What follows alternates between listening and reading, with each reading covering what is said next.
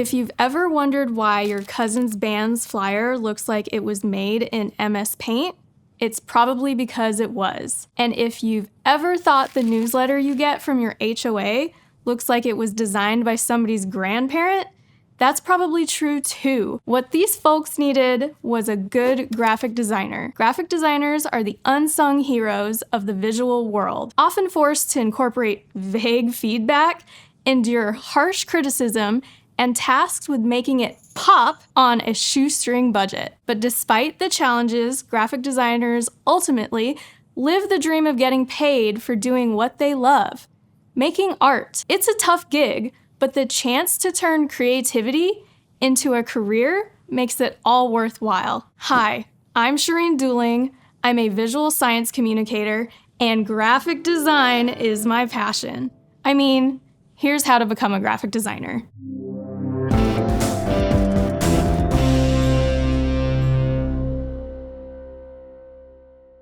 At its heart, graphic design is about creating beautiful, informative images that not only communicate a message, but make people want to look at them. And graphic designers are responsible for pretty much all the images you see throughout your day. From the billboards along the highway, to the websites you click through, to the brochures you're handed at a museum, to the content you see scrolling on the gram. And since graphic design can cover so many areas, there are a lot of specific kinds of graphic designers too. For example, brand identity designers create those instantly recognizable logos for all those brands we know and love. Think McDonald's iconic golden arches, or the Starbucks mermaid, or whatever's happening here. Brand identity designers don't just work to help their clients stand out, but also communicate their values and personality to their audience through a single image. They work across media too, and have to make sure that a brand's logo and their vibes are consistent across social media, TV and print ads, the brand's website, and brick and mortar stores. Meanwhile, printed materials like brochures, posters, and magazines are the work of print designers. They work to strike an elegant balance between informative text and attention-grabbing images. These folks are font experts and also probably have strong feelings about resolution, bleed, and color profiles, so the final product looks the way it should. If printed material isn't your thing, you might be interested in web design. Web designers are the folks responsible for putting together the many web pages we scroll through each and every day. It was probably a web designer who headed YouTube's most recent homepage update, deciding important things like how many thumbnails fit on a page. Like print designers, web designers want to make sure they're straddling both worlds of information and style, with the added pressure of making sure you can actually navigate the site on all kinds of different devices. This means creating responsive website designs and layouts that adapt to different screen sizes and orientations while still maintaining their allure. So digital designers need to be blessed with not only that discerning artistic eye, but also know coding languages like HTML, CSS, and JavaScript. Social media designers also work in the online realm, but instead of designing whole websites, they're responsible for the specific graphics you see and double tap heart as you scroll. Social media graphics and digital ads need to catch attention quickly and convey messages fast to fit in with users' 5-second attention spans. But while most graphic design is pretty tech-heavy, there are some more old-school options. Illustrators add custom pictures to projects like hand-drawn logos, a cool comic book character, a detailed infographic, a scene from a beloved storybook, and those awesome chalkboards you see at your local Trader Joe's. Many work digitally, but when it comes to illustration, print is not dead. And neither is the old pen and paper. Illustrators often work closely with other graphic designers so that their artwork fits into the overall design of whatever it is they're illustrating. If working in 3 dimensions is more your thing, you might consider becoming a packaging designer. These folks work on, you guessed it, product packaging, trying to make it both eye-catching and practical. Clients need a design that not only protects the product, but also attracts the consumers and communicates the brand's message. Like sparkling water that looks like hard alcohol, tampons that look like they're going to a rave, or a jewelry box so iconic they've literally named a color after it.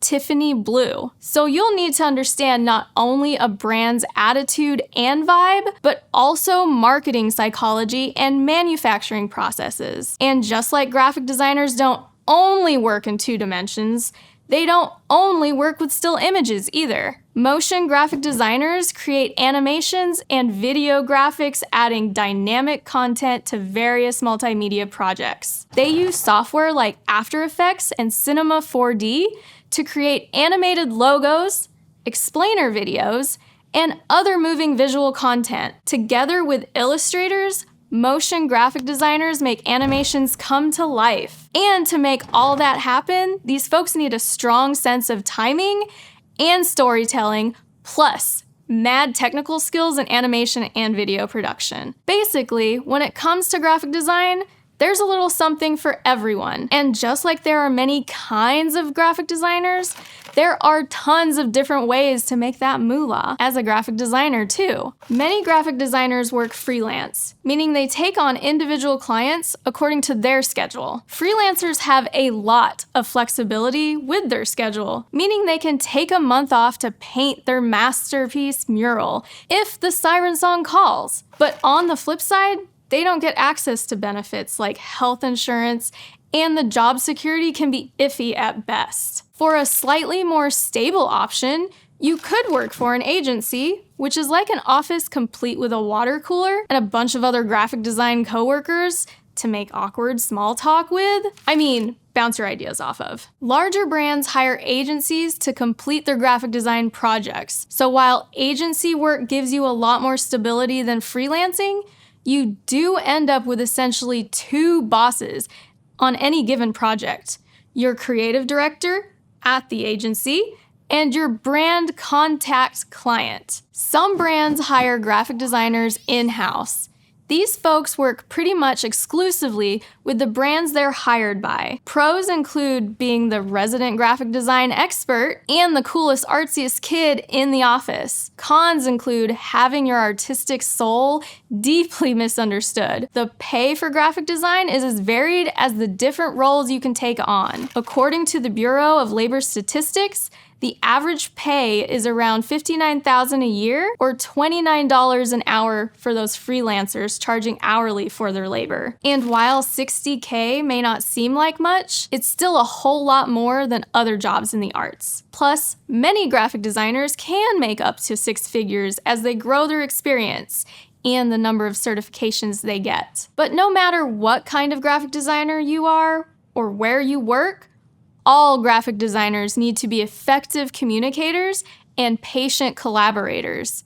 They have to navigate the challenges of working with clients who either don't know what they want or have no taste but think they do. It's a tough job, but it makes the world a more beautiful place. No matter which graphic design route you pick, your journey typically starts with a formal education that will give you a foundation in design principles, software skills, and industry knowledge. You might consider earning a bachelor's degree in graphic design or a related field like art, marketing, or even photography. Most graphic designers enroll in programs offered by universities and design schools that provide comprehensive training in design theory, typography, color theory, and layout. For instance, many art schools offer a Bachelor's of Fine Arts in Graphic Design, where students learn to use industry-standard tools such as Adobe Photoshop, Illustrator, and InDesign. In programs like this, you'll work on projects across design disciplines,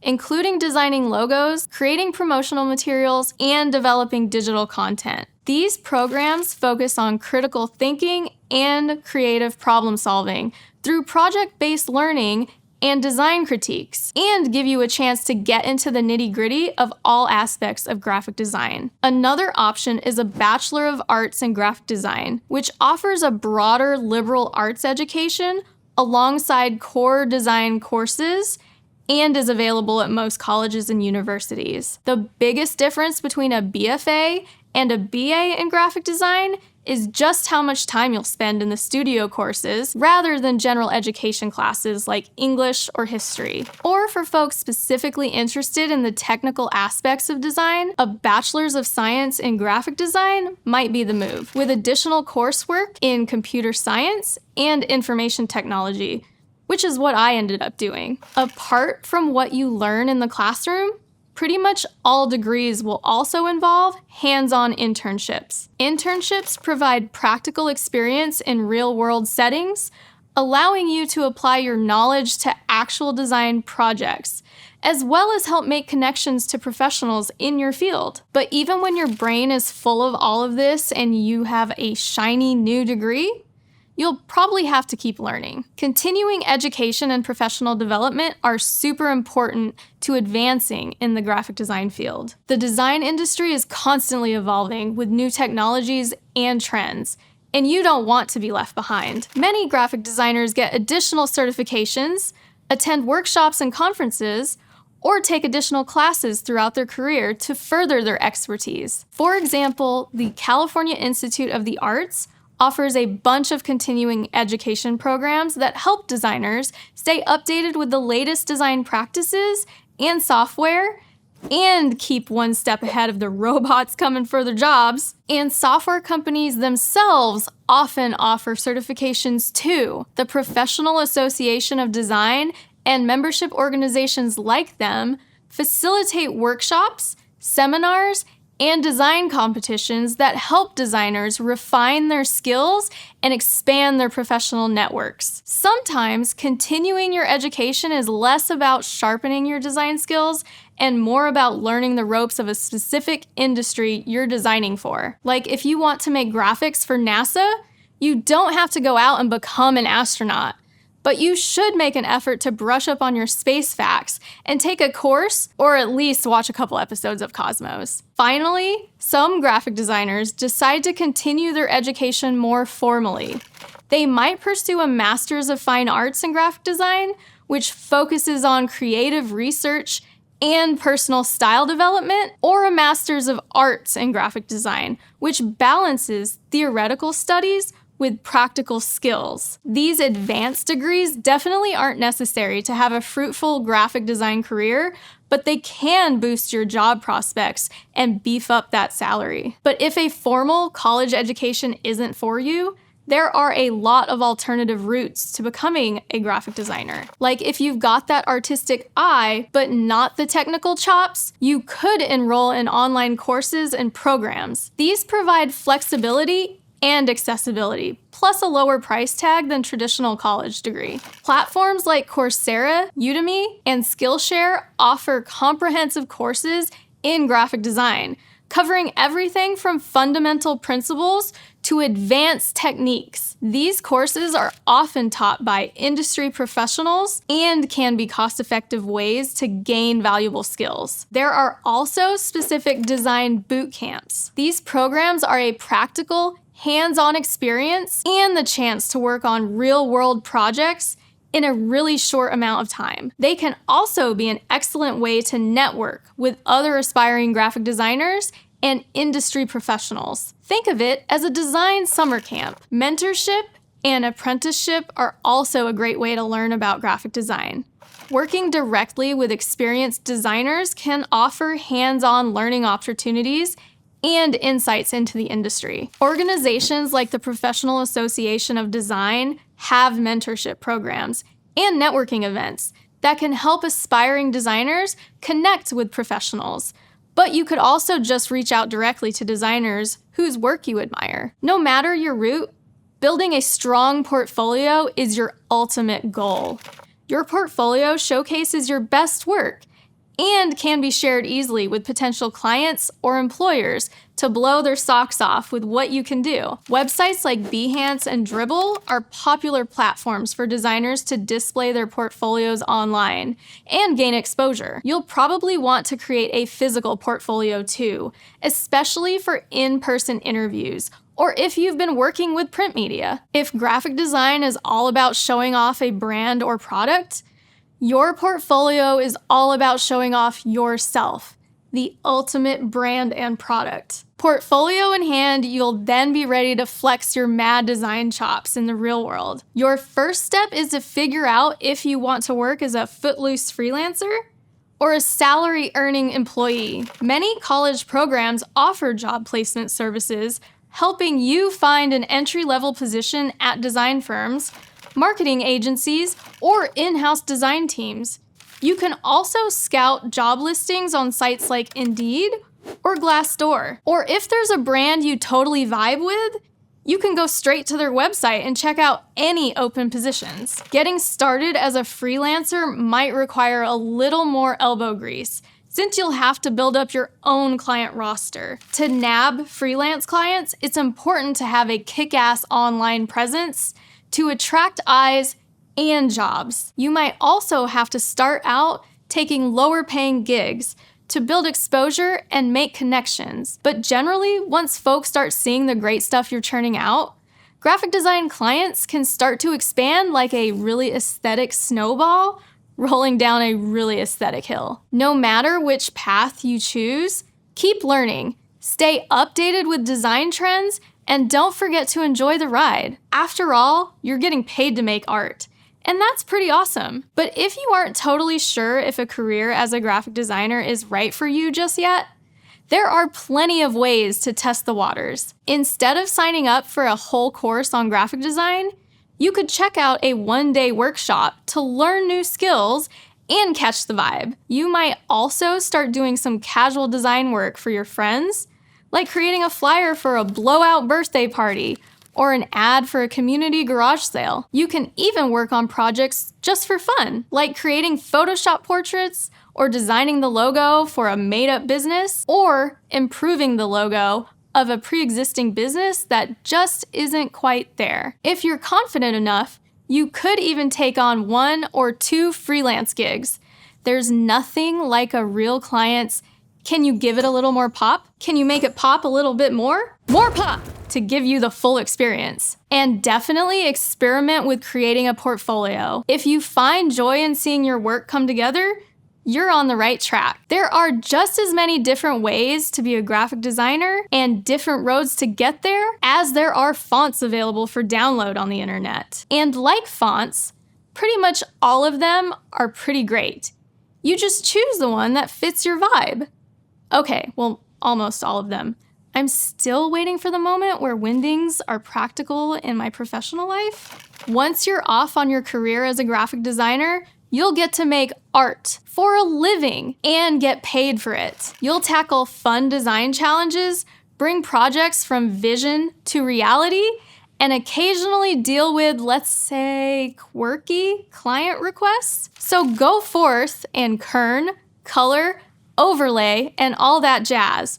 Just stay away from the Comic Sans. If you want to learn more about undergrad major options, check out our Fast Guide series where we dive into popular college majors. And check out GoStudyHall.com for more resources. If you want to help us out, give this video a like, comment your favorite font, and smash that subscribe button. Thanks for watching. See you next time.